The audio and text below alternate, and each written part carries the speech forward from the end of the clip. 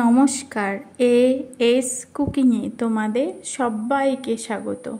কচুরলতি, এই কচুরলতি অনেকে অনেকভাবে বানিয়ে থাকো, কিন্তু এই পদ্ধতিতে একবার বানিয়ে দেখো, এটা 10 মিনিটেই রেডি হয়ে যায়। এই রান্নাটা বানানো যেমন সোজা, খেতে কিন্তু দুর্দান্ত লাগে গরম গরম ভাত দিয়ে। তার জন্য কিছুটা কচুরলতি কেটে গরম জলে অল্প লবণ দিয়ে যেই ফুটে উঠবে তখন জলটা ঝরিয়ে দিলাম।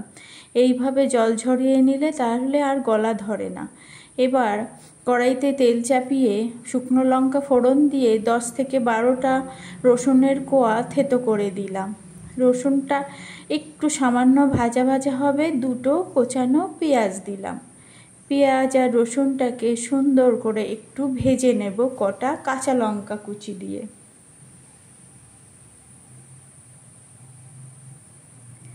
ভিডিওটা সম্পূর্ণ দেখার অনুরোধ রইল। ভালো লাগলে অবশ্যই একটা লাইক দিয়ে ভিডিওটা দেখা শুরু করবে, আর কমেন্ট করে জানিও কেমন হলো, আর সাবস্ক্রাইব করে পাশে থাকার অনুরোধ রইল সকল বন্ধুদের।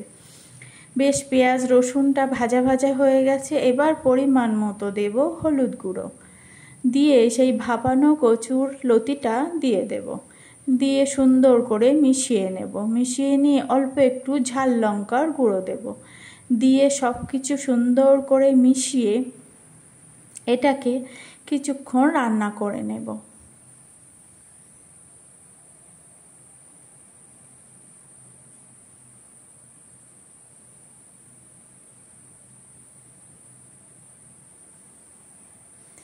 মিশিয়ে নিয়েছি। এবার একটু ভাজা ভাজা হলে অল্প একটু জল দেব। জল দিয়ে ভালো করে মিশিয়ে ঢেকে এটাকে কিছুক্ষণ রান্না করে নেব। এই ঢাকনার ফলে কচুরলতিটা বেশ সিদ্ধ হয়ে আসবে, অথচ ঘেটে যাবে না, গোটা গোটাই থাকবে। ঢাকনাটা খুলে ভালো করে নাড়িয়ে চাড়িয়ে মিশিয়ে নেব।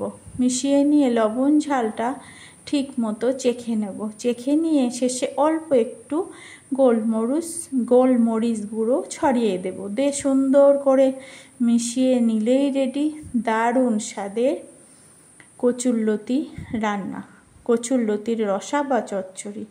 এই পদ্ধতিতে শুধু একবার বানিয়ে দেখো, গরম ভাতে দারুণ লাগে।